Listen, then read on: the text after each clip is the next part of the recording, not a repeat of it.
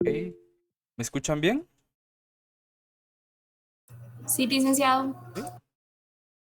Sí, sí, Gabriela.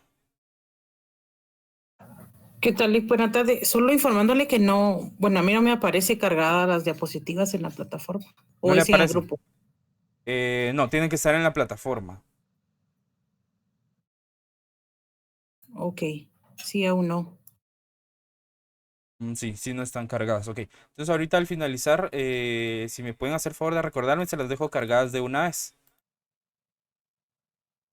para que ya tengan todos el material y adicionalmente les voy a trasladar otro material para que lo puedan estudiar. Gracias, Lick. Ok, a ustedes muchísimas gracias por la verificación. Entonces, les voy a compartir mi pantalla. Por favor, me dicen si la pueden visualizar.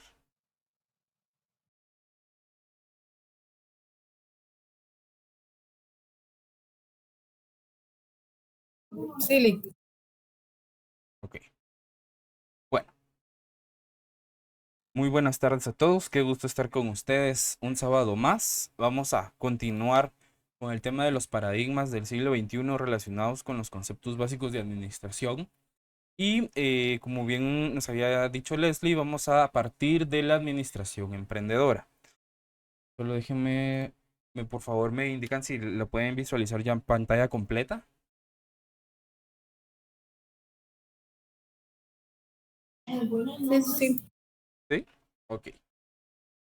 Bueno, Sí, licenciado, perdone, las 47 diapositivas que dice se refiere a las que nos está mostrando ahorita. exactamente.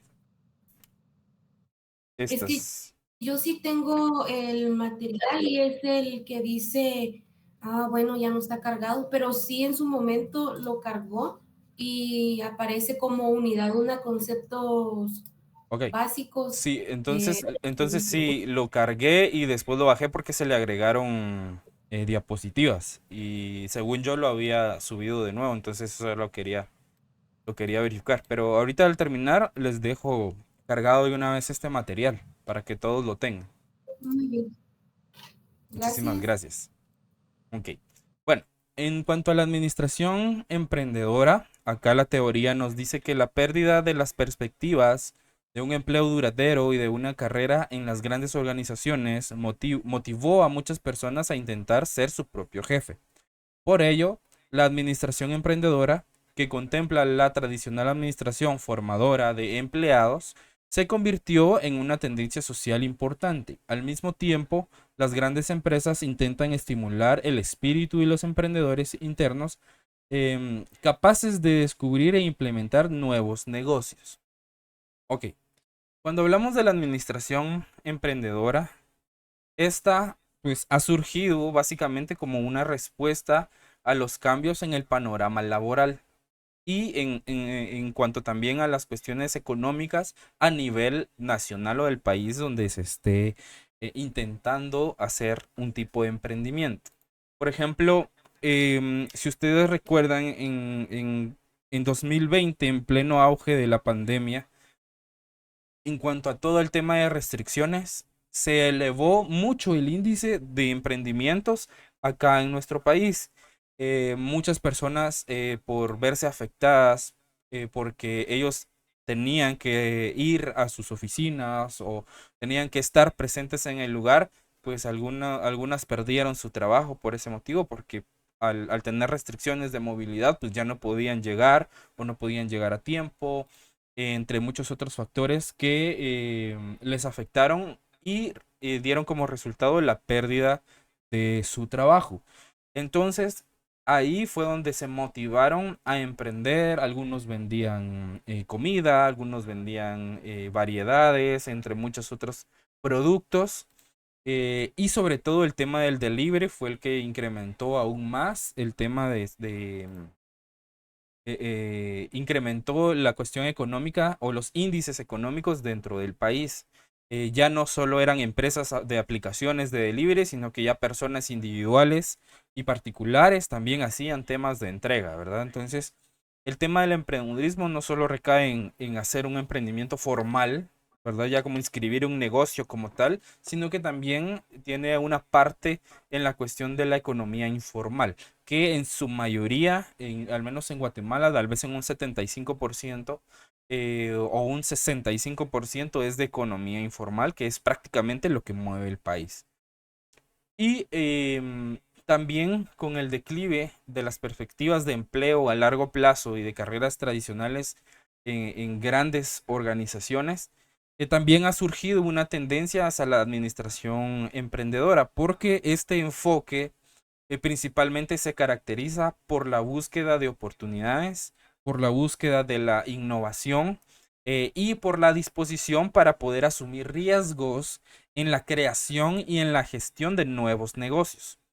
Em, y este tipo de administración tiene 6 características principales. La primera de ellas es que es un emprendimiento individual.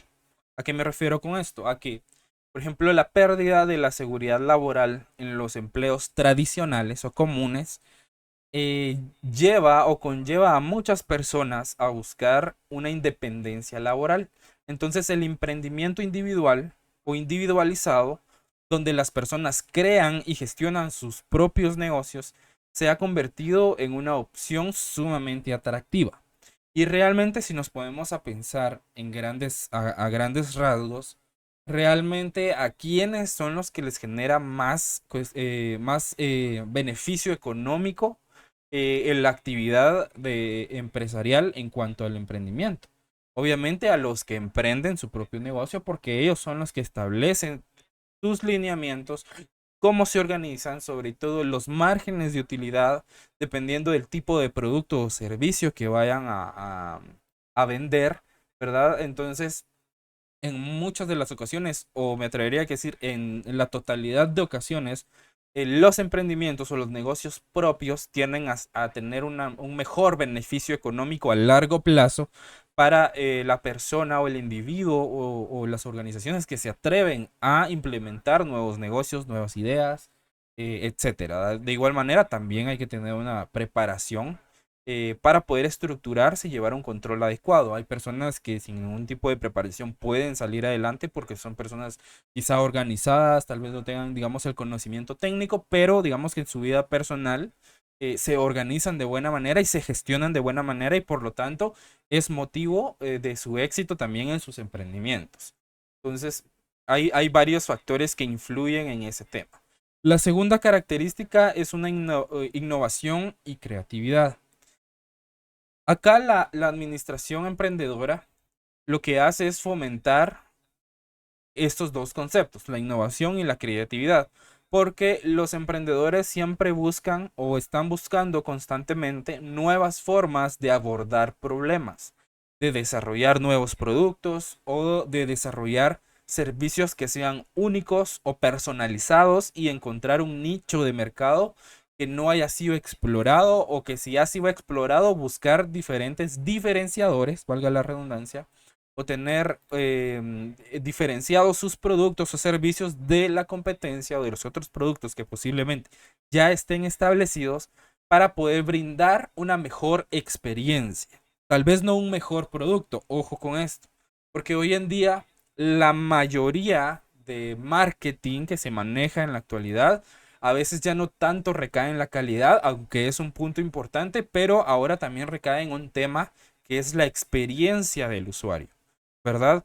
Tiene que ver la atención al cliente, la forma, por ejemplo, si ustedes venden algún jugo, la forma en que lo sirven, los colores que lleva, la forma en que lo decoran, el lugar donde están establecidos. Entonces, tiene muchos factores visuales que son subjetivos, ¿verdad? Que hacen que la experiencia del usuario sea buena y por lo tanto continúan consumiendo ese servicio o ese bien, ¿verdad? Entonces a eso se refiere con el tema de innovación y creatividad, porque el tema de la calidad, ok, se establece un rango de calidad específico porque la gente también está buscando calidad, pero a veces ahora o hoy en día ya no es tan importante como en otros años o como en años pasados. Tercer característica importante de la administración emprendedora es la flexibilidad y la adaptabilidad. que en un entorno empresarial que es sumamente dinámico porque las cuestiones administrativas y sobre todo económicas van cambiando constantemente, el mercado es muy dinámico. La administración emprendedora destaca la importancia de la flexibilidad y de poder adaptarse a las condiciones nuevas que van surgiendo en el mercado. Los emprendedores o los que decían ser emprendedores deben de estar dispuestos a reajustar sus estrategias según las cambiantes condiciones del mercado, ¿sí? Porque los que manejan el mercado son los que ponen sus condiciones. Por ejemplo, un emprendedor que apenas va iniciando no le va a ir a hacer una competencia directa, por ejemplo, a la Coca-Cola, ¿verdad? Yo con mi fresquito, una mi gaseosa de tamarindo, por ejemplo, no voy a querer hacerle competencia directa a Coca-Cola porque obviamente esos mercados o esas empresas ya tienen un mercado bastante amplio y ponen barreras de entrada para los nuevos negocios. Por lo tanto, uno como emprendedor y con conocimiento técnico debe de ir aprovechando y abriéndose nichos pequeños y segmentando su mercado para poder establecerse poco a poco y ya después definir un grupo objetivo de personas a los cuales sí les interesa mi producto y quienes sí lo van a consumir.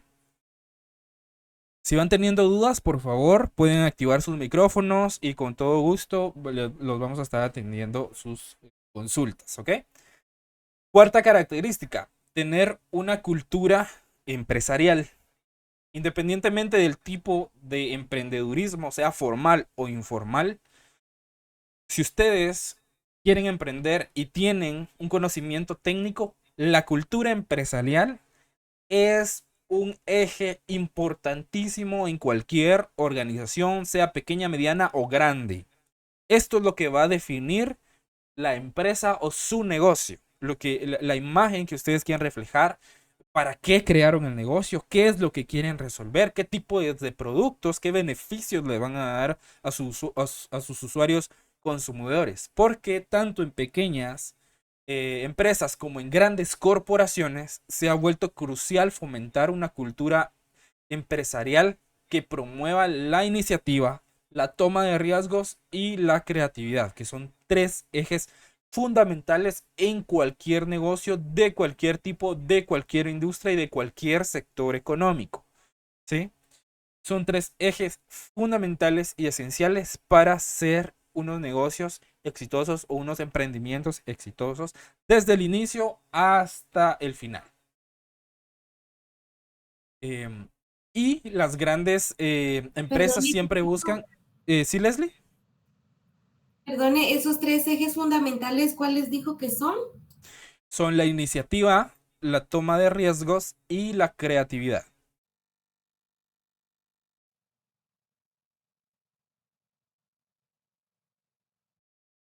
¿Sí? ¿Estamos claros acá?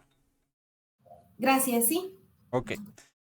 Entonces les decía que las grandes empresas buscan emprendedores internos que sean capaces de poder identificar oportunidades y de liderar nuevos proyectos. Por ejemplo, cuando una corporación grande como Coca-Cola, por ejemplo, quiere sacar un nuevo producto, una nueva línea, lo que hace es buscar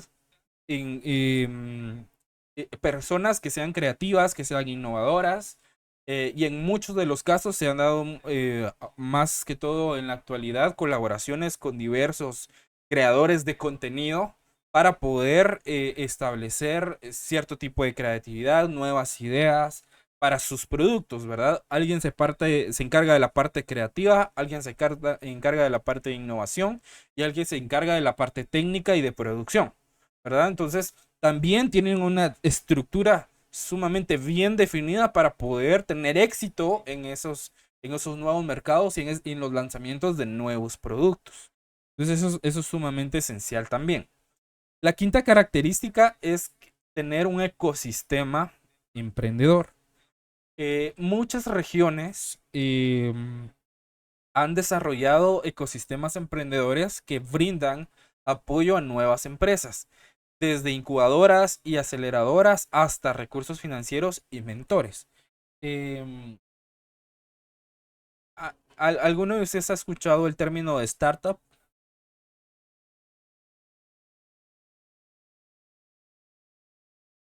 ¿No? No, listo. Las startups son empresas que surgen como una idea, ¿sí? Ideas creativas nuevas, sobre todo o en su mayoría en cuestiones de tecnología, pero se puede dar en cualquier ámbito, cualquier sector económico y cualquier tipo de industria.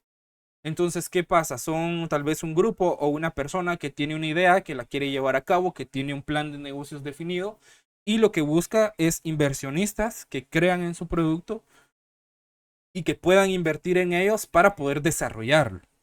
Entonces, ese también es una parte de administración emprendedora.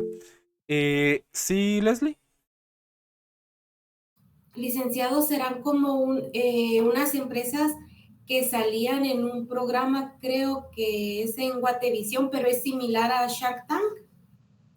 Más o menos, más o menos. Ok. Solo que, por ejemplo, en su mayoría en ese programa ya eran empresas establecidas, que ya en algunas o la mayoría de ellas ya tenían algunos años con ventas, ya tenían información o historial económico y financiero, los cuales los inversionistas podían analizar para poder tomar la decisión de invertir o no. Y algunos sí estaban exponiendo únicamente su idea, tal vez un prototipo de su producto, para poder conseguir inversionistas, ¿verdad? Estaban viendo hacia futuro.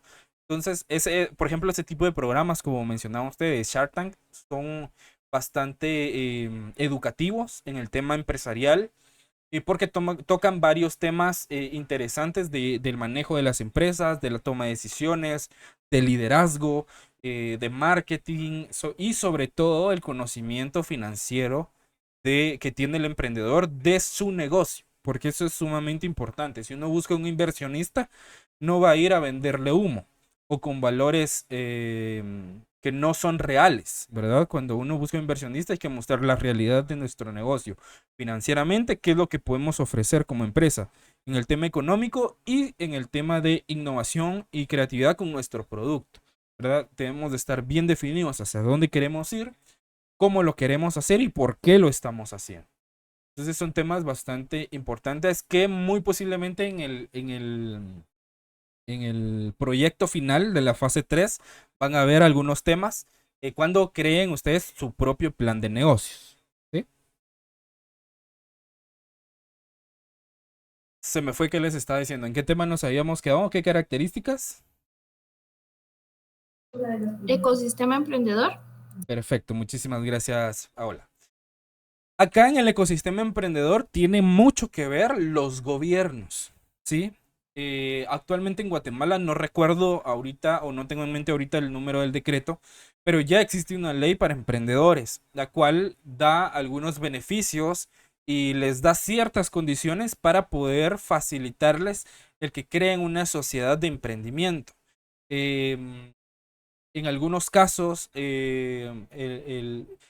el gobierno incluso brindaba algunos tipos de préstamos o de créditos a cambio de la participación en acciones de la empresa y a cambio de la repartición de utilidades, o únicamente como microcréditos que cuando el emprendedor se financiara lo tenía que devolver el dinero más un porcentaje de interés, que a muchas personas les ayudó para poder establecer su propio emprendimiento. Porque una de las dificultades que tiene un emprendedor es el tema del capital de trabajo, ¿verdad? Porque nosotros podemos ser muy creativos, tener muchas ideas, pero a veces no tenemos el capital para poder iniciar, ¿verdad? O llevar a cabo nuestra idea.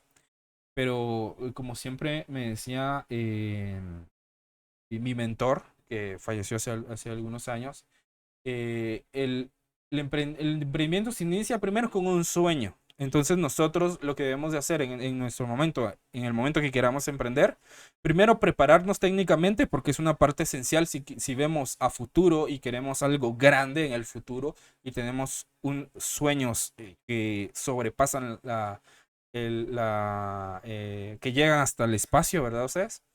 que empecemos preparándonos técnicamente, reforzándonos en conocimientos del tema en el que queremos enfocar nuestro emprendimiento.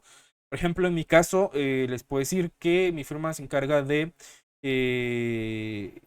asesoramiento financiero, outsourcing contable, en algunos casos auditoría, asesoramiento tributario. Entonces, prácticamente yo vendo un servicio.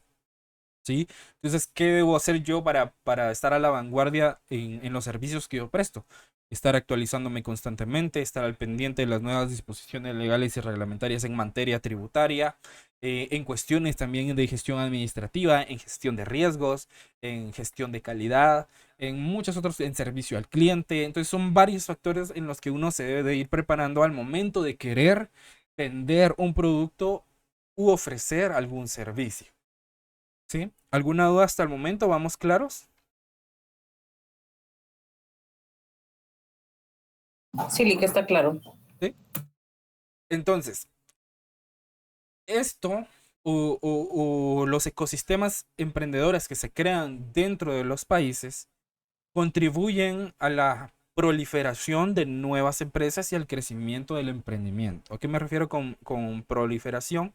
A que las apoyan de cierta manera para que haya un crecimiento masivo o grande de varios emprendedores, ¿verdad? Que no solo sea un pequeño grupo, sino que se extienda a toda la región el tema de querer emprender. La sexta y última característica de la administración emprendedora es la tecnología y conectividad. Este es un punto y un tema sumamente importante en la actualidad, ¿verdad? La tecnología y la conectividad, que es el Internet, pues ya prácticamente los negocios no pueden operar sin este tipo de conectividad, porque el acceso a la tecnología y al Internet ha facilitado sumamente el emprendimiento, ¿verdad? Con las redes sociales, con diferentes plataformas como Hotmart, Amazon, eBay, Mercado Libre, que es donde uno puede vender productos y demás, ¿verdad? Entonces, los emprendedores pueden utilizar ese tipo de plataformas en línea para poder llegar a sus clientes, acceder a recursos que las plataformas les ofrecen y poder promover sus productos o servicios de una manera más eficiente sin invertir, ¿verdad? O tener costos muy elevados para que su producto, perdón, se mantenga en una línea de precios estable. ¿Sí? Entonces, básicamente la administración emprendedora a grandes rasgos lo que hace es que refleja un cambio, sobre todo en la mentalidad laboral, donde la búsqueda de la independencia, la innovación y la disposición para poder asumir riesgos son componentes sumamente fundamentales, ya sea en el ámbito individual o dentro de grandes organizaciones. La capacidad de pensar y de actuar de una manera emprendedora se ha vuelto cada vez más valiosa en el mundo empresarial y contemporáneo, ¿sí? ¿Estamos claros acá? ¿Alguna duda? ¿Comentarios? Todo claro, licenciado. ¿Sí? Ok, perfecto. Bien, el siguiente paradigma es el enfoque en el cliente, ¿sí? Hemos, en este de la administración emprendedora, les comentaba de que hoy en día tal vez lo más importante a veces ya no es la calidad. Sí ocupa un gran porcentaje, pero ahora la mayoría de emprendedores o de empresas se están tratando de enfocar en la experiencia de su usuario consumidor. Entonces, básicamente por ahí va el rumbo del enfoque en el cliente. La teoría nos dice que a principios del siglo XX, el administrador no necesitaba preocuparse tanto por el cliente como lo hace su colega de 100 años después. O sea, ahora en el siglo XXI. El consumismo surgió en la década de 1960 a partir de la necesidad de evitar los riesgos para la vida causados por productos, en especial el automóvil. Pronto se transformó en una doctrina de conducta de las sociedades en relación con sus proveedores de productos y servicios. Esa conducta está amparada por la legislación que existe en muchos países para proteger al consumidor. Cuando hacemos nosotros un análisis del enfoque en el cliente en el siglo XX, este texto que ustedes ven en sus pantallas lo que hace es destacar un cambio significativo en la perspectiva administrativa, específicamente en lo referente al enfoque en el cliente. Anteriormente o en el pasado o al comienzo del siglo XX, los administradores por lo general no se veían tan involucrados en atender las necesidades del cliente como lo es en la actualidad. Entonces, con el surgimiento del consumismo en 1960, eso marcó un punto de inflexión, porque este fenómeno no solo se originó para poder satisfacer las demandas del mercado, sino que también respondió a la necesidad de evitar riesgos para la vida relacionados con productos, como lo dice acá, y especialmente con el surgimiento del automóvil. Entonces, lo interesante es que este cambio no solo fue una cuestión de preferencias del consumidor, sino que se convirtió en una doctrina, ¿sí?, de comportamiento que adoptaron las sociedades en general. Además, las cuestiones legales y reglamentarias o su legislación en muchos de los países respalda esa nueva o ese nuevo tipo de conducta que surgió en ese momento. Por eso ahora existen y siempre van surgiendo nuevas normas para poder proteger al consumidor. Nosotros acá en Guatemala, ustedes saben que tenemos una dirección de protección al consumidor que es la DIACO, ¿verdad? Que es un ente, una unidad o una dirección que forma parte del Ministerio de Economía, la cual está enfocada a eso mismo, como su nombre lo dice, a la protección del consumidor. Se encarga de la verificación de los precios, atiende denuncias de los consumidores por empresas que tienen algún tipo de problemática con su organización, con el tema del trato al cliente o con publicidad engañosa, entre muchos otros factores.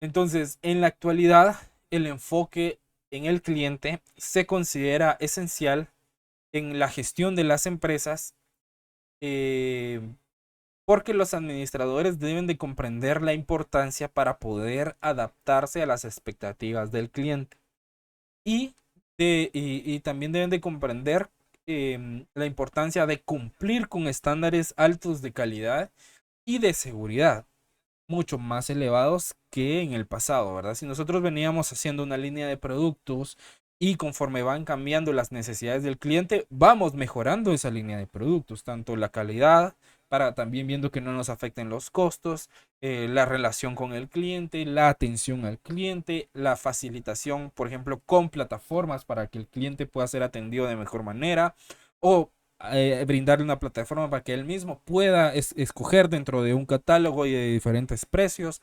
¿Verdad? Hay un sinfín de estrategias que se pueden utilizar enfocándose en el cliente para facilitar su experiencia y de esa misma manera poder cubrir sus necesidades. Entonces, en este cambio, sobre todo lo que se hace es resaltar la evolución en la dinámica de las relaciones comerciales y destaca también la importancia de poder satisfacer las necesidades y demandas del cliente en la administración moderna. ¿Sí? ¿Estamos claros con el enfoque en el cliente? ¿Alguna duda con el tema relacionado con el enfoque en el cliente?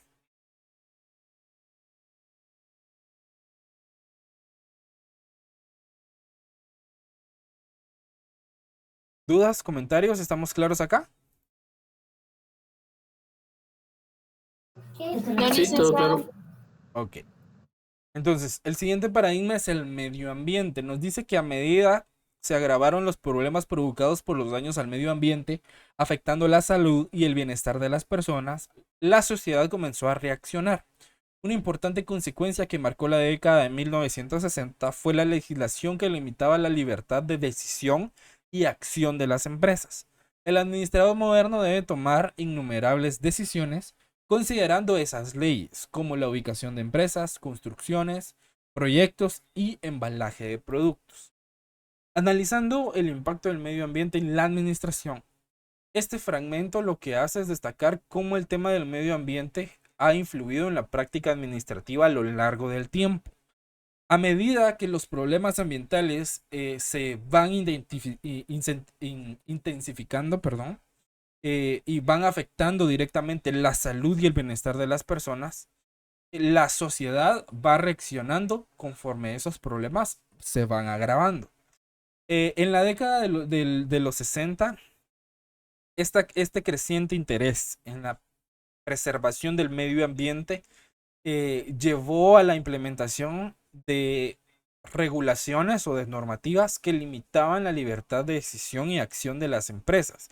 Entonces, este cambio, que fue muy significativo, obligó al administrador moderno a considerar cuidadosamente esas leyes al tomar decisiones clave, como lo dice acá, dónde se ubica su empresa, la planificación de su proyecto, la construcción de su proyecto y hasta la forma de empacar y de enviar sus productos. Por ejemplo, si uno quiere hacer un proyecto de construcción, necesita un estudio de impacto ambiental, un estudio de suelos que realiza la CONRED y el Ministerio de Ambiente y el Ministerio de Economía para poder darle la licencia de construcción.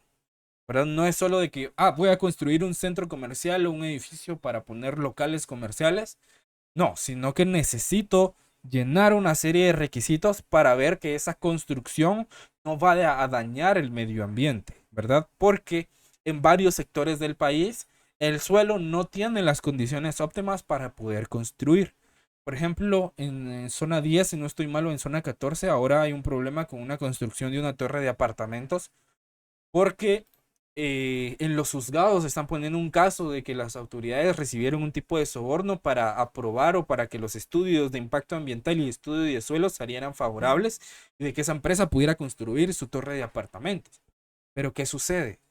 Las personas que van a comprar esos apartamentos y que van a vivir en esos apartamentos van a estar en un riesgo, tal vez no en un año, tal vez no en 2 o en 5, quizá en 10 o en 20, pero de que están en un riesgo, van a estar en un riesgo. ¿Por qué? Porque las condiciones de los suelos y de drenajes de la ciudad ya no se dan abasto. ¿Por qué en la zona 6 y en alguna parte de la zona 2 existe todavía un gran agujero? ¿Se recuerdan no sé si vieron esas noticias ya hace algunos años, de que en en alguna parte de zona 6 de la ciudad y zona 2, si no estoy mal, existen dos agujeros enormes y que varias casas se perdieron por esos problemas que se derivaron de problemas de drenajes por falta de mantenimiento, entre otros factores, ¿verdad?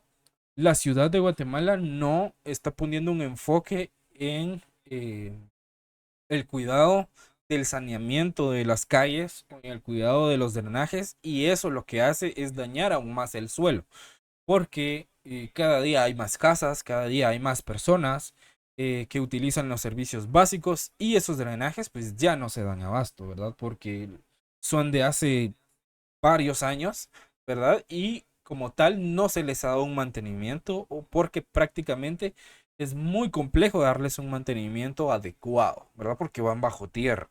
Entonces, también tiene que ver el tema de los recursos asignados a ese tipo de cuestiones y demás.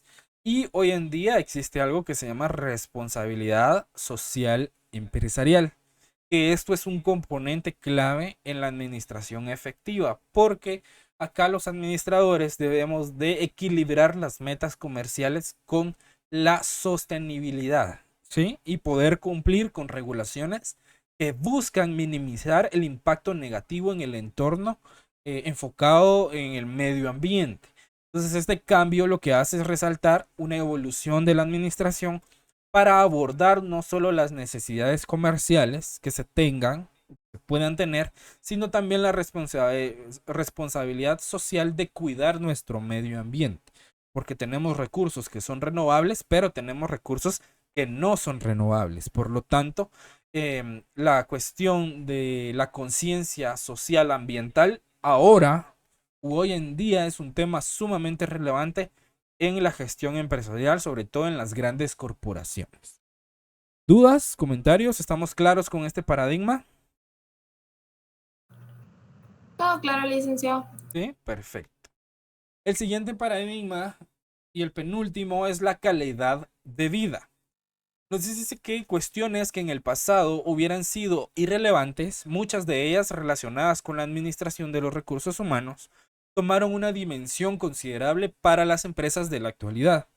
La salud y la educación del empleo y de su familia, los beneficios, la participación de los resultados de la compañía y el estrés del ejecutivo, entre otros, son asuntos que forman parte de la agenda del administrador moderno. ¿Qué tiene que ver esto, el tema de la calidad de vida, con la administración? Se preguntarán. En cuanto al análisis de la calidad de vida en la administración, este fragmento o este paradigma destaca como una noción de calidad de vida que ha evolucionado y se ha convertido en un aspecto vital para la administración en los tiempos actuales.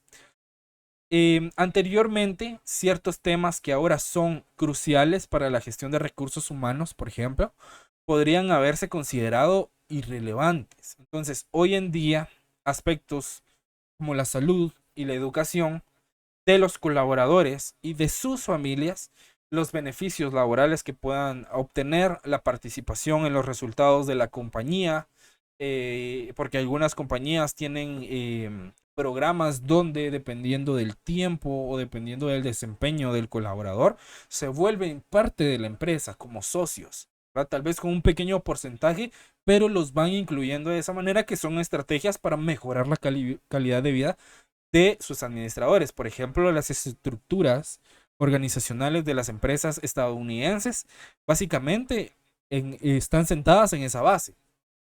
Por ejemplo, PricewaterhouseCoopers, que es una gran firma de servicios administrativos, de auditoría y asesoría legal, su estructura organizacional lo que hace es que uno empieza como auxiliar, por ejemplo, ¿verdad? Siendo un empleado, luego va ascendiendo a junior, a senior, luego a partner y luego a senior partner hasta llegar a ser el managing partner, que es el socio director, ¿verdad? Y no habiendo fundado ellos la empresa. Entonces es una estructura que lo que hace es fomentar la competitividad empresarial y sobre todo mejorar las condiciones en términos económicos y de calidad de vida de sus colaboradores. Obviamente también tienen que ver mucho el cuidado del estrés laboral, porque las jornadas de trabajo en Estados Unidos también son sumamente largas y pesadas en algunos de los casos, porque allá básicamente el tiempo es dinero, ¿verdad? Ustedes. Entonces son temas que hay que tener cuidado, pero son estructuras donde van fomentando ese tipo de situaciones con sus colaboradores. Entonces, lo que hace este cambio es que refleja la creciente conciencia sobre la importancia de poder cuidar y de mejorar la calidad de vida de los colaboradores esencialmente. La administración efectiva no solo se va a tratar de maximizar las ganancias, ¿verdad? Que es un punto importante también, pero también se trata de crear un entorno laboral que sea saludable y que sea sostenible y que contribuya de cierta manera al bienestar general de quienes forman parte de la organización. Entonces, la atención a este tipo de cuestiones va a contribuir o contribuye significativamente a la retención del talento y al rendimiento a largo plazo de la empresa. Una empresa que constantemente está cambiando a su personal es una empresa que no tiene ni idea de lo que quiere ni de lo que hace, ¿verdad? No tiene una filosofía empresarial definida, ¿verdad? Prácticamente no tiene identidad y por lo tanto no hace y no fomenta que sus colaboradores se identifiquen con la organización, ¿sí? Entonces, este tema es sumamente importante hoy en día en la administración moderna también. ¿Estamos claros acá? ¿Alguna duda?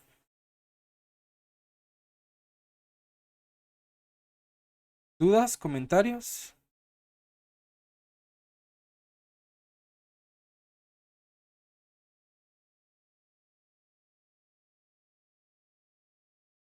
¿Estamos comprendiendo?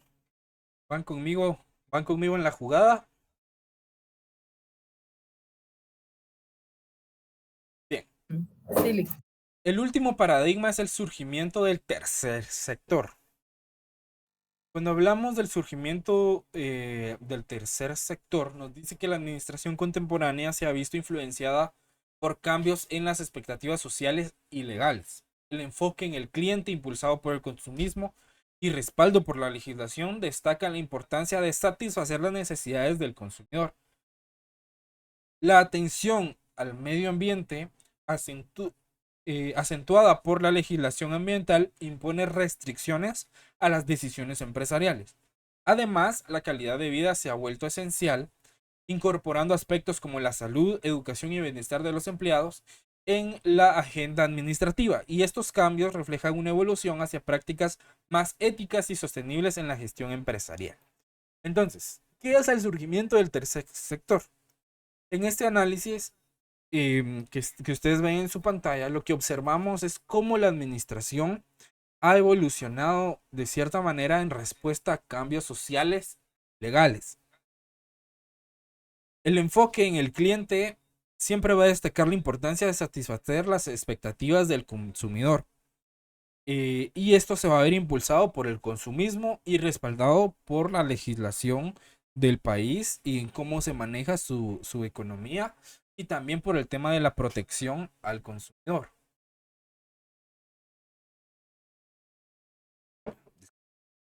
Entonces, la atención del medio ambiente también se evidencia por la legislación ambiental, que siempre está en una constante actualización, y también introduce ciertas restricciones para que las empresas deban de considerar en sus decisiones, además de la calidad de vida, también deban agendar en su línea a seguir administrativa es el sobreabordar cuestiones relacionadas con los recursos humanos, con la salud de sus colaboradores, con la educación de sus colaboradores, con el fomento del emprendimiento dentro de su organización. Y estos cambios lo que indican es una dirección hacia prácticas empresariales más éticas y sostenibles. A eso se refiere el surgimiento del tercer sector, que todo se va a regir también por una ética social empresarial enfocada en el bienestar de sus colaboradores, en el enfoque de sus clientes, en la protección del consumidor, ¿verdad? Y sobre todo también en la protección del medio ambiente, con que sus productos y sus actividades económicas sean lo suficientemente sostenibles para no dañar el medio ambiente, y que sus colaboradores también puedan tener una calidad de vida y con un salario adecuado, o fomentando otro tipo de prácticas y estrategias para que puedan tener un mejor rendimiento sin afectarlos en su salud. ¿Estamos claros acá? ¿Alguna duda?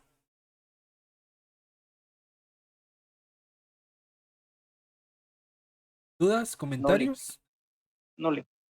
Ok, perfecto. Entonces, este es un pequeño diagrama en donde evidenciamos, es un cuadro comparativo donde vemos los paradigmas tradicionales o los anteriores, ¿verdad? Que regían en el siglo XX, y los paradigmas del tercer milenio, que son los paradigmas a futuro. Sí, los paradigmas que surgieron a partir del siglo XXI. Dentro de los paradigmas tradicionales tenemos la revolución industrial, que es una sustitución y potencialización del trabajo humano por máquinas. Dentro del paradigma del tercer milenio, nos dice que la revolución digital es una sustitución y una potencialización de las funciones humanas de decisión, comunicación e información por computadoras. Acá puede entrar el tema de la inteligencia artificial, que antes eran máquinas mecánicas, ¿verdad? Que podían ser operadas por un operador o por un humano operador, pero hoy en día existe el tema de la inteligencia artificial, que ya no necesariamente se necesita un operador para trabajar con una máquina, sino que se puede programar a través de un equipo de computación, ¿verdad? A través de inteligencia artificial, y esa máquina tal vez puede ser más precisa, puede ser más productiva, puede aprovechar mejor los recursos y demás, ¿verdad?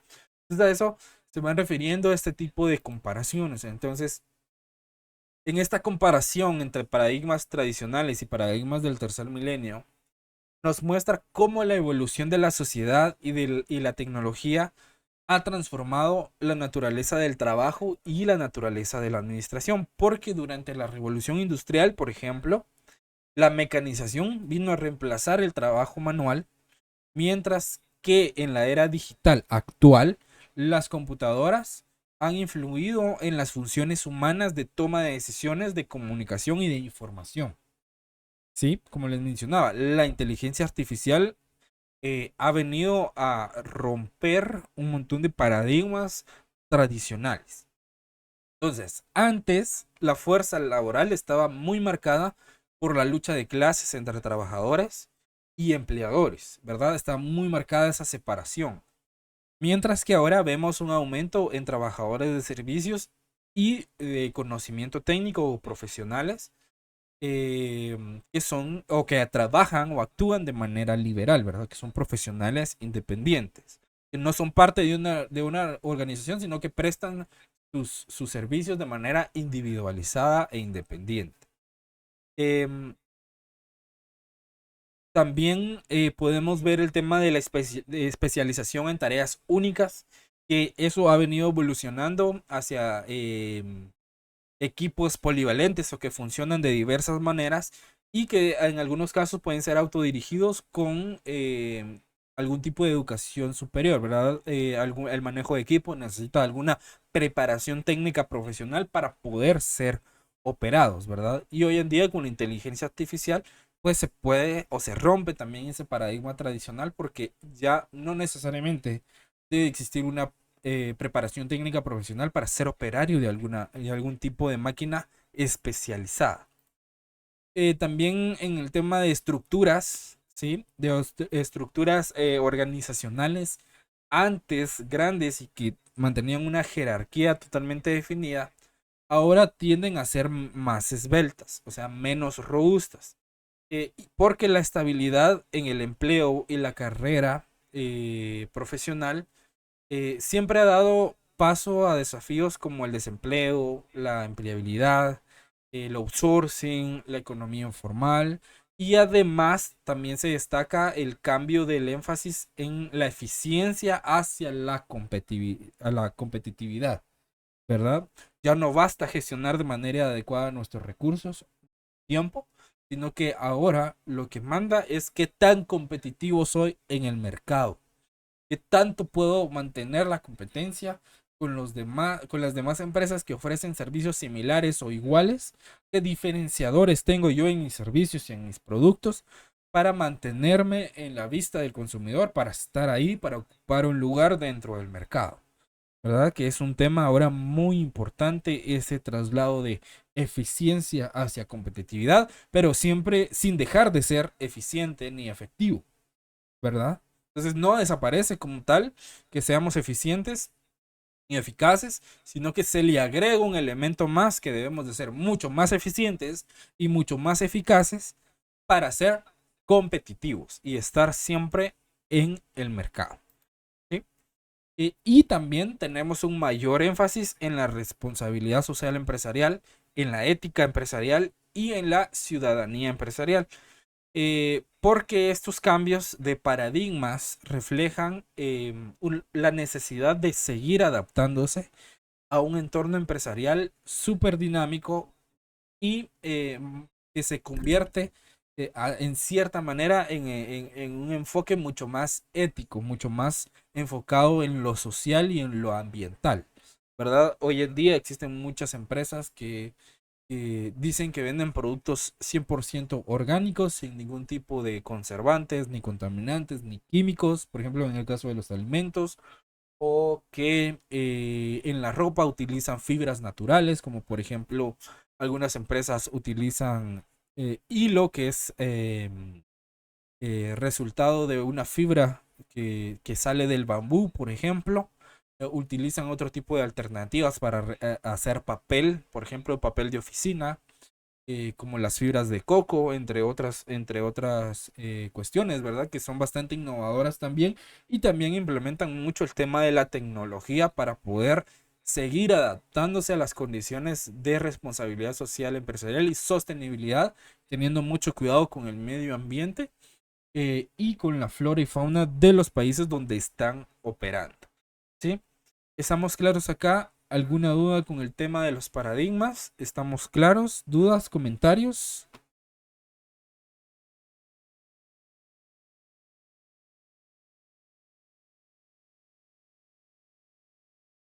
¿No hay dudas?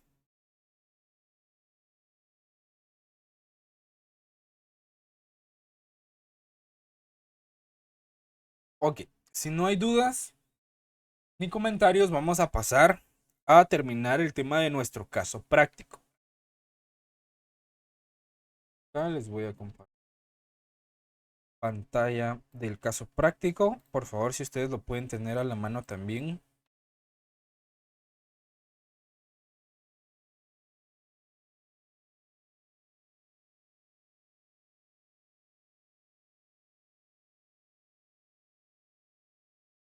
Por favor, me indican si lo pueden visualizar.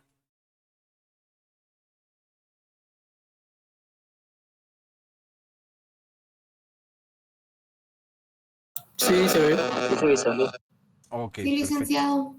Muchísimas gracias. Bueno, hasta el momento con el caso práctico vamos bien, vamos todos claros, vamos todos en la misma sintonía. ¿O alguno tiene alguna duda o alguna opinión que quiera compartir acerca de las preguntas que ya hemos ido contestando?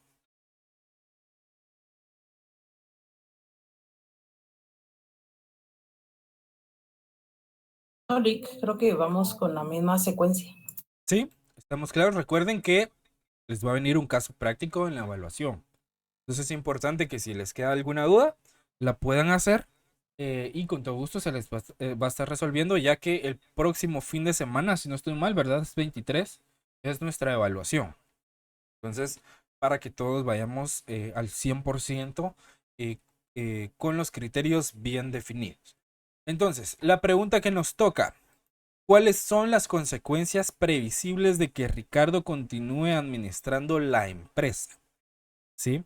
¿Algún voluntario que nos quiera dar su opinión o nos quiera compartir qué respuesta o qué solución le encontró a esta pregunta?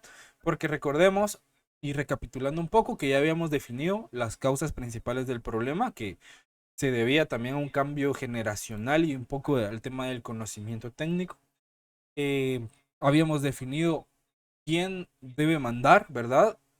Que se había propuesto una estructura de mando compartido. También cuál es el peso relativo de la experiencia y de la educación formal en el proceso de administrar la empresa, y habíamos definido que es un 50-50 porque ambos aspectos son sumamente relevantes, ¿verdad? Tanto la experiencia como ofrecer nuevas perspectivas y herramientas modernas en la gestión empresarial son sumamente importantes para que en esa fusión de experiencia y educación profesional y formación técnica se puede mejorar mucho los procesos administrativos. Y habíamos definido si consideramos necesario un consultor, qué papel tendría ese consultor y cómo convenceríamos al dueño de la empresa de la necesidad de un consultor. Habíamos definido que sí se necesita un consultor, que puede ser muy beneficioso eh, que este consultor pueda ofrecer una visión imparcial, que sea externa, ¿verdad? Con la experiencia que pueda tener. Y su papel principalmente sería el de facilitar la comunicación entre las partes, tanto como don Ricardo como de sus hijos, y proponer soluciones que sean objetivas, ¿verdad? Para poder proporcionar una orientación estratégica y de esa manera superar los desafíos que están presentando. ¿Sí? ¿Vamos todos claros hasta el momento?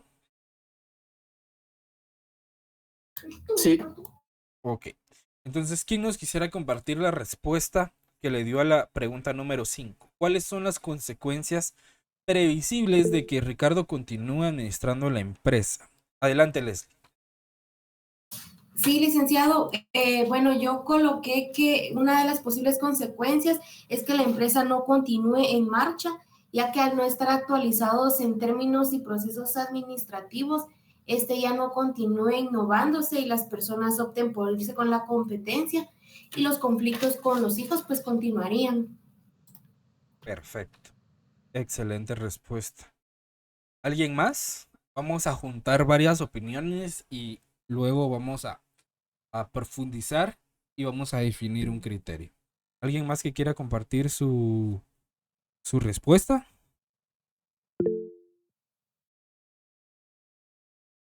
Adelante, Juan Carlos.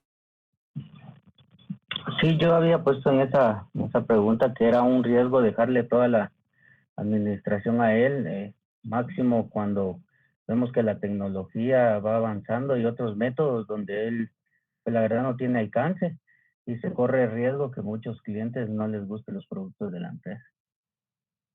Claro, ¿verdad? Básicamente es un riesgo total, ¿verdad? Y en eso está basado el tema de don Ricardo, y continúe con la administración de la empresa. ¿Alguien más que nos quiera compartir su respuesta?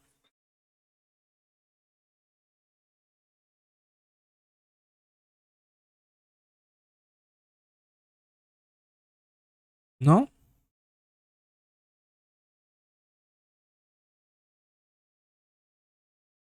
Bien. Cuando hablamos o cuando nos preguntan de cuáles son las consecuencias previsibles de que este señor continúe en la administración de la empresa, principalmente se debe a que él tiene una resistencia al cambio, ¿sí?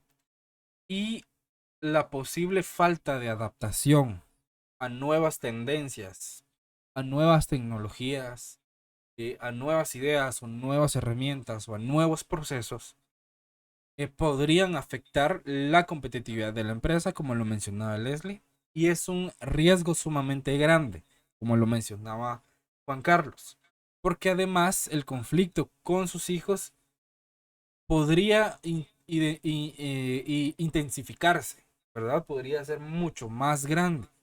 Y esto afectaría considerablemente de una manera muy negativa la dinámica familiar principalmente y la dinámica empresarial, dándole pie a que la empresa pueda quebrar en algún momento, ¿verdad? No pueda ser sostenible por el simple hecho de que el padre y los hijos no tengan una buena relación, ¿verdad? No tengan una buena comunicación y no se puedan poner de acuerdo en algunos puntos importantes para la gestión de la empresa, ¿verdad? Y financieramente se podrían venir abajo, ¿verdad? Porque como uno de los hijos tiene la gerencia financiera, entonces podría limitar ciertas decisiones que pueda tomar el padre, y viceversa, ¿verdad? Entonces es un tema bastante importante. Entonces sí es un riesgo bastante elevado y la empresa podría desaparecer por la resistencia al cambio que tiene el señor que actualmente la administra. ¿Sí? ¿Estamos de acuerdo acá? Sí, licenciado. Sí, Ok, perfecto, excelentes respuestas. Pregunta número 6 nos dice cuáles son las consecuencias previsibles de que los hijos se queden con la empresa. Es el punto de vista totalmente diferente, ¿verdad? ¿Qué sucede si el padre se queda con la administración? ¿Y qué sucedería si los hijos se quedan con la administración? ¿Quién nos quisiera compartir su respuesta a esta pregunta?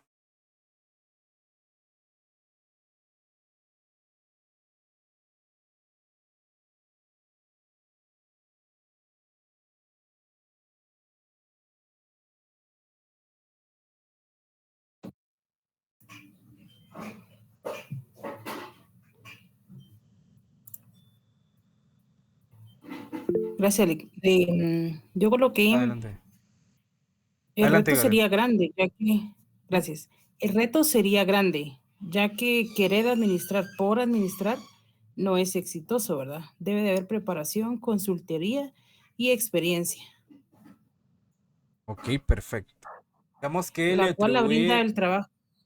Perdón, Continúe, dice, continúe. es que estaba leyendo lo que ves, Ok, entonces, ok, continúe, la continúe. cual brinda el trabajo en equipo de un equipo multidisciplinario donde cada integrante de la estructura empresarial trabaje de forma consciente y responsable desde su puesto laboral. Ok, Esa fue mi respuesta a la... perfecto. ¿Y, y cuál sería la consecuencia? ¿Será que si los hijos se quedan en la administración, la empresa podría tener una luz al final del túnel? Considero que sí podría tener una luz, o sea, pero creo que el tema de dejar fuera al papá podría repercutir en un problema familiar también, ¿verdad? Ok, perfecto. Muchas gracias, Gabriel. Leslie, vi que había levantado la mano. No sé si era para Sí, compartir su licenciado. respuesta. Sí, también. Ok. Bueno, yo coloqué que al haber nuevas estrategias con los cambios e ideas que los hijos aporten, esto tendría un impacto positivo de la empresa, ¿verdad? No, yo considero que las consecuencias no solamente son malas, sino también consecuencias positivas, ¿verdad? Entonces, para mí sería algo positivo el que los hijos al tener nuevas estrategias para la empresa, esta pues las haga crecer mucho más, ¿verdad? Y de esta manera puedan tener un impacto más grande dentro del mundo empresarial. Ok, excelente, perfecto. ¿Alguien más que nos quisiera compartir su respuesta?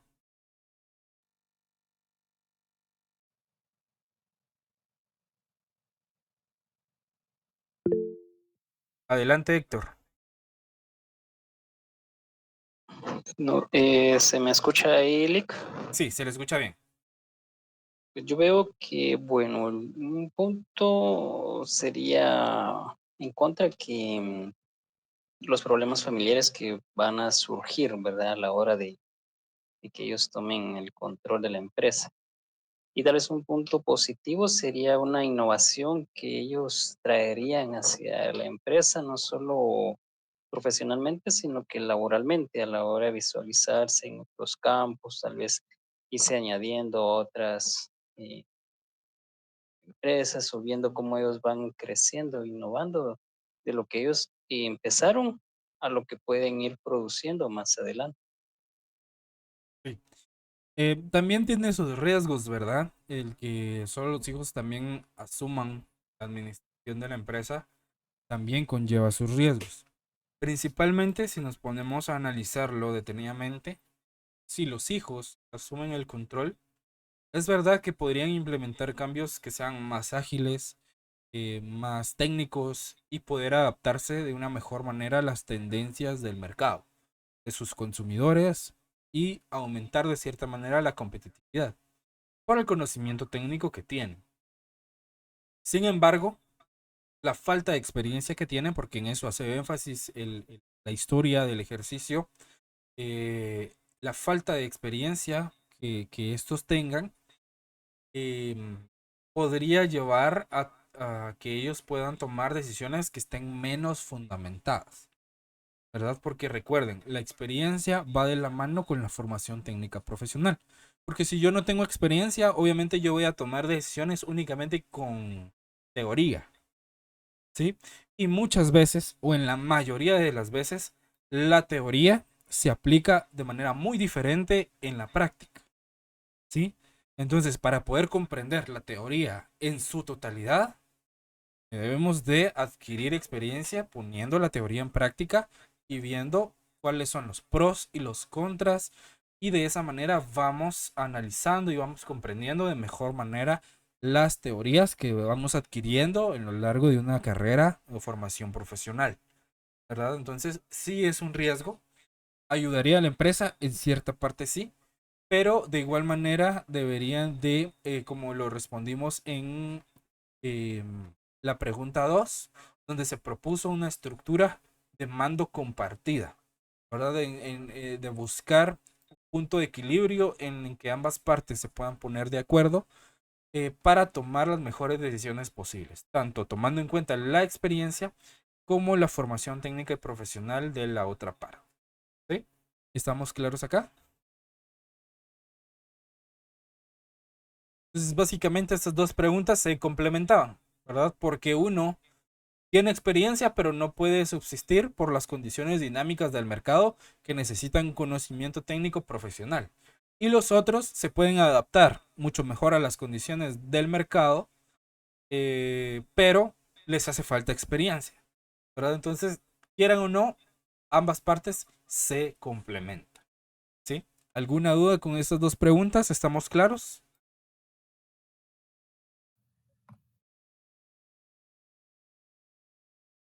¿Dudas? ¿No, Lee? Ok. Pregunta 8. ¿Conoce usted casos semejantes a este? Esto es una pregunta ya personal. Esta, pues, ustedes le dieron respuesta si conocían algún caso similar, y que si sea personal o lo han visto dentro de las de empresas donde han trabajado o donde trabajan. Y en caso afirmativo, ¿cuál es el desenlace? Ok, estas dos preguntas, digamos que son subjetivas, por lo tanto, estas no las vamos a tomar en cuenta para esta dinámica. Pero sí quiero comentarles de que este caso práctico es un caso de la vida real. Es un caso que a mí me gusta colocarles porque es uno de los primeros casos que como consultor externo me tocó evaluar. Y aquí está resumido, ¿verdad? Obviamente hay mucha más historia que se les podría, eh, mucha más información que se le puede agregar, pero para temas didácticos creo que es un tema bastante completo, el cual nos hace pensar en muchos escenarios y nos hace aplicar los conceptos que vamos aprendiendo desde que iniciamos el curso, ¿verdad? Entonces espero que este caso práctico les pueda servir, que lo puedan aplicar, que ustedes también vayan viendo dentro de sus lugares de trabajo o si tienen un emprendimiento, identificando esos pequeños problemas que se puedan hacer más grandes en el futuro y tratar de gestionarlos de la mejor manera posible, ¿verdad? Siempre les digo que es bueno escuchar, ¿verdad? Porque uno no tiene la verdad absoluta. Por eso a mí me gusta hacer dinámicas en las que ustedes participen, porque me dan otros puntos de vista, otras perspectivas, ¿verdad? Y vamos aprendiendo mutuamente, ¿verdad? Tanto la experiencia que yo les pueda compartir como algunas experiencias que ustedes puedan compartir, ¿verdad?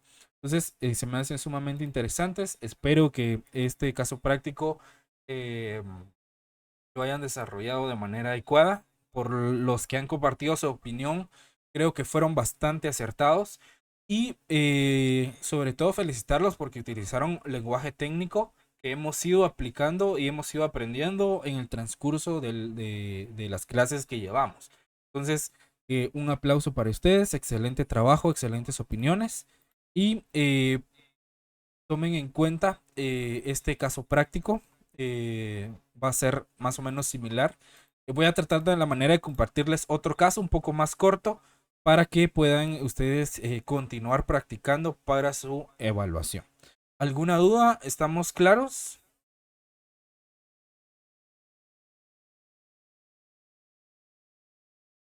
¿Dudas, comentarios, alguna opinión? ¿Alguien que quiera aportar algo para el tema del caso práctico? ¿No? Ok. Entonces, con este caso práctico y con el tema de los paradigmas, damos por finalizada la fase 1. Recuerden que hasta acá entra la evaluación para que lo tengan en consideración para que puedan estudiar, ¿sí? Y para no, para poder avanzar en cuanto a contenido, por las dinámicas que tenemos, porque les había comentado que íbamos a tener una serie de exposiciones, quiero avanzar con el contenido de la fase 2, que es donde ya entramos un poco más en materia y en lo que es específicamente el proceso administrativo como tal. Solo déjenme ver aquí la presentación. Por favor, me dicen si la pueden visualizar.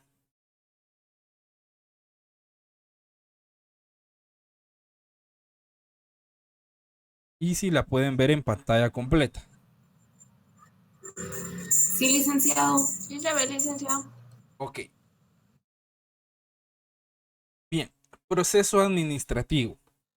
Desde que iniciamos el curso y hemos venido desarrollando conceptos básicos de lo que es administración, organización, eficiencia, eficacia, efectividad, los paradigmas del siglo XXI, entre otros factores, siempre hemos ido mencionando este concepto, proceso administrativo.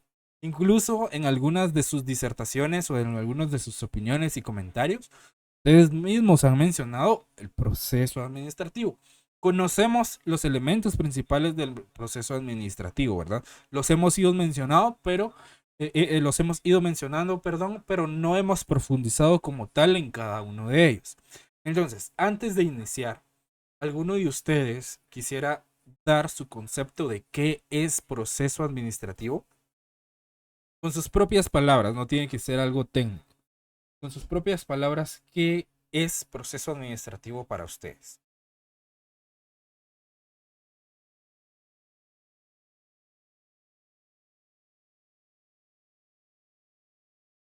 ¿Algún voluntario?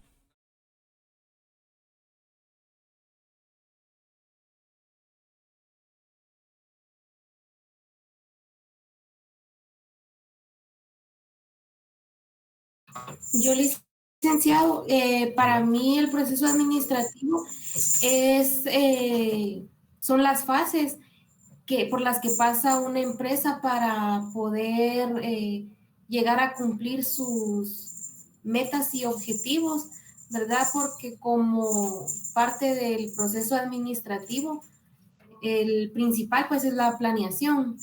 Entonces, son esas fases, ¿verdad? Que van en un orden para poder pues cumplir con las metas y objetivos que se tienen establecidos. Excelente. Vemos que es una serie de fases o de etapas, ¿verdad? Para el cumplimiento de un objetivo en pocas palabras. Ok. ¿Alguien más que nos quiera compartir su opinión de qué entiende por proceso administrativo?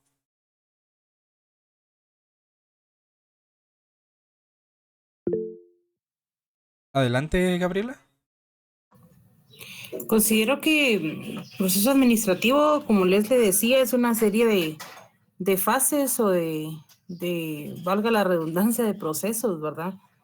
Que llevan una estrategia, ¿verdad? Un estudio, un análisis para lograr también objetivos propuestos por un grupo de personas enfocadas en un objetivo, ¿verdad? Ok, excelente. Excelente, muchas gracias. Adelante, Juan Carlos. Sí, yo lo veo como un conjunto de funciones, y que su propósito principal es ayudar a una empresa a hacer un mejor uso de sus recursos. Ok, excelente. ¿Alguien más? ¿Una opinión más?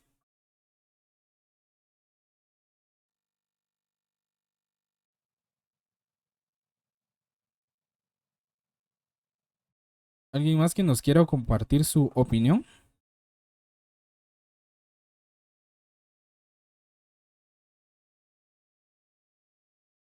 ¿No? Ok. Cuando nosotros hablamos y nos hacemos la pregunta de qué es el proceso administrativo, hay diferentes autores que nos dan sus conceptos, su definición de qué es el proceso administrativo.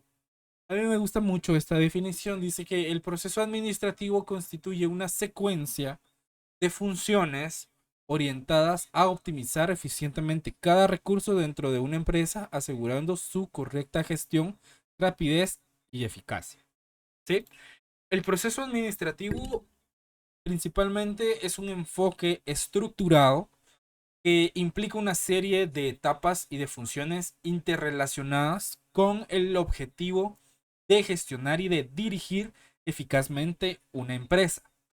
Estas funciones incluyen la planificación, la organización, la dirección y el control principalmente.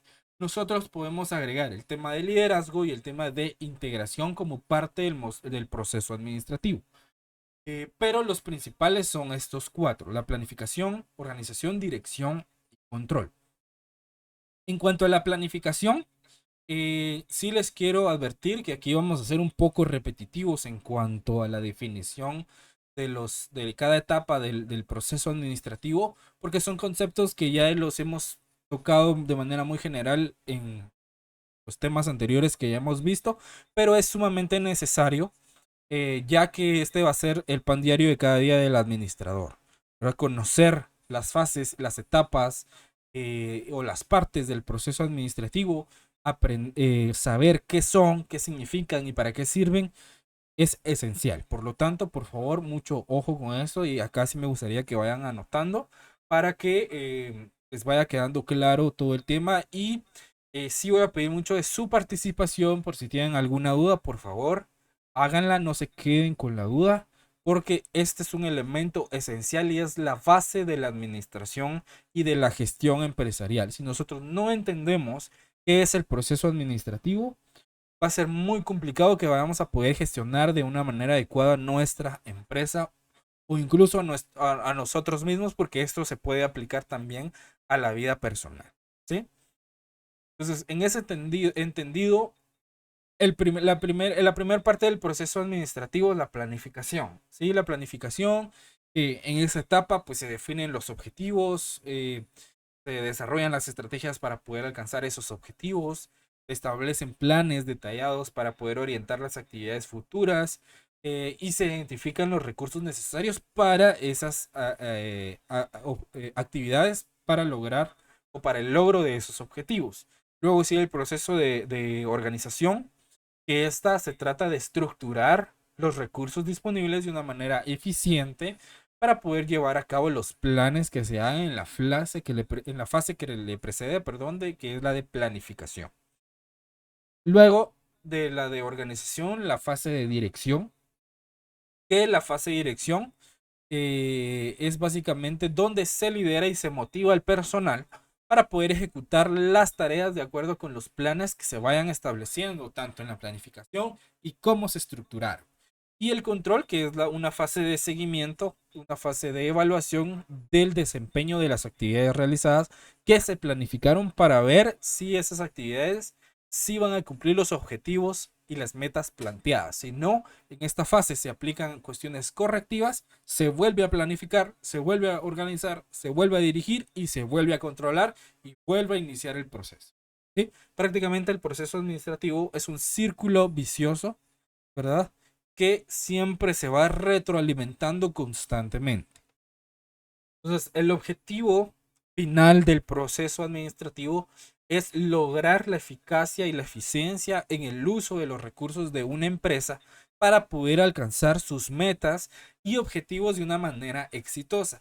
La eficiencia siempre se va a referir a lograr o se refiere a lograr los objetivos, mientras que la eficacia, perdón, la eficacia es el logro de los objetivos. La eficiencia se centra en hacerlo de la manera más económica posible, o sea, gestionar el recurso lo mejor posible para lograr la eficiencia y la eficacia de los mismos. Entonces, en ese conjunto, estas funciones permiten a la empresa poder adaptarse y prosperar en un entorno sumamente dinámico y cambiante como lo es el mundo empresarial. El proceso administrativo tiene sus fases, que ya las mencionamos, que primero se compone de una fase mecánica o una fase estructural que comprende la planeación y la organización, como lo pueden ver en este esquema. En cuanto a la planeación,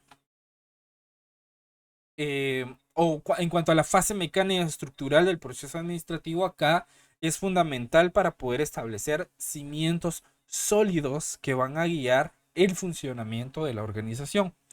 Esta fase principalmente se compone de estas dos etapas, de la planeación y de la organización.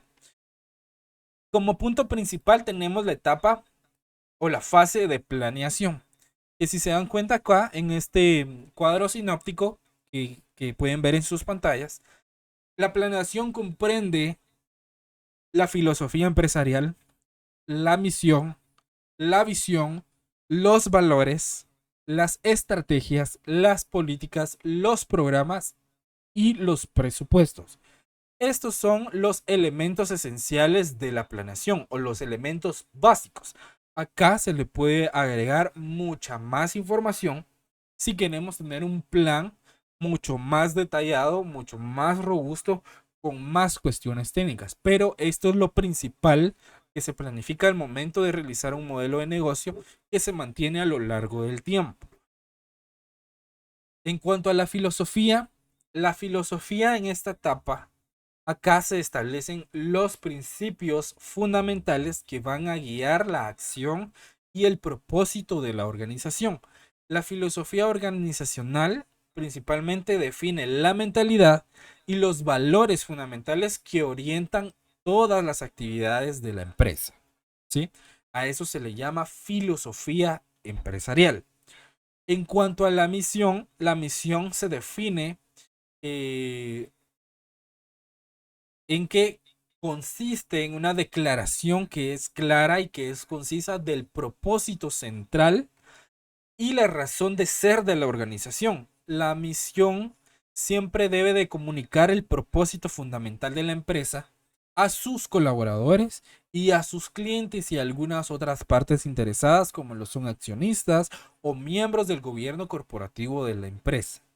¿Sí? Entonces, principalmente es el propósito central por el cual fue creada la empresa y la razón de ser de la empresa. En cuanto a la visión representa la imagen del futuro deseado de la organización. Por eso se llama visión, ¿verdad? ¿Qué es lo que yo veo en el futuro de la organización o de la empresa que estoy formando o de la que soy parte? La visión lo que hace es describir los logros a largo plazo que la empresa aspira a alcanzar. No que puede alcanzar, ojo acá, que aspira a alcanzar. Y principalmente le proporciona una dirección clara para el crecimiento y el desarrollo de sus actividades económicas. ¿Sí? Entonces es una visión a futuro en la cual describimos los logros a largo plazo que la empresa aspira a alcanzar. ¿Sí? Le repito, que puede no, que aspira. Porque, por ejemplo, mi visión es vender 100,000 productos en 5 años. Esa es una cuestión que es posible, ¿verdad?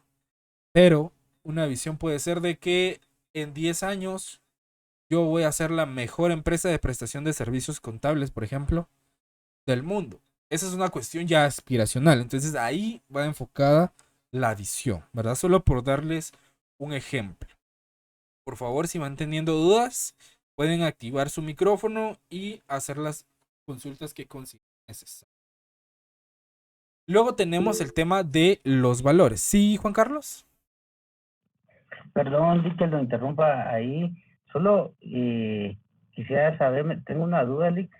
¿Qué va primero, la misión o la visión? Porque en algunas empresas me enredan un poquito porque dice que primero es la visión y de ahí la misión.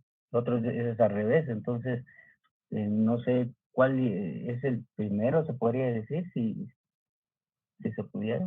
A ver. Ok, perfecto. Técnicamente primero es la misión, porque en la misión definimos la razón de ser de la empresa, por qué fue creada la empresa, para qué fue creada la empresa. Ya en unas diapositivas más adelante vamos a ver cómo se estructura la misión y van a ver por qué la misión va de primero y después la misión, porque digamos que la misión es el propósito por el cual la empresa fue creada. ¿Por qué y para qué? ¿Sí? Entonces, si yo no sé por qué y para qué fue creada la empresa, ¿cómo voy a verme en el futuro? ¿Me explico? Si no sé quién soy. Entonces, ¿cómo me voy a poder proyectar? ¿Me explico? Sí, Lick, me va quedando claro. ¿Sí? Entonces, es como, por ejemplo, digamos que nosotros somos la empresa.